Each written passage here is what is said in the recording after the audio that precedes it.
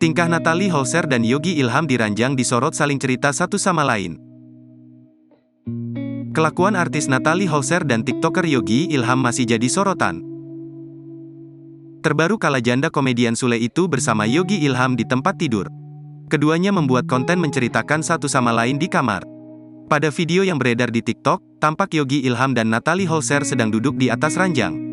Video itu diambil dari potongan video YouTube Natalie Holzer yang tayang 5 hari lalu.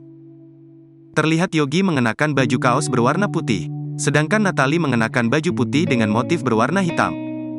Tampak juga ada handuk yang menggulung di kepala Natalie Holzer. Dalam video tersebut, Yogi Ilham menceritakan pertemuan pertama mereka di bandara. Saat itu Natalie Holzer menjemput Yogi Ilham dari bandara. Yogi mengaku sangat gugup ketika pertama kali bertemu dengan mantan istri Sule itu. Mendengar Natalie seakan tak percaya diri, Yogi Ilham pun langsung memujinya. Berondong asal Pekanbaru itu mengatakan kalau Natalie adalah perempuan yang cantik.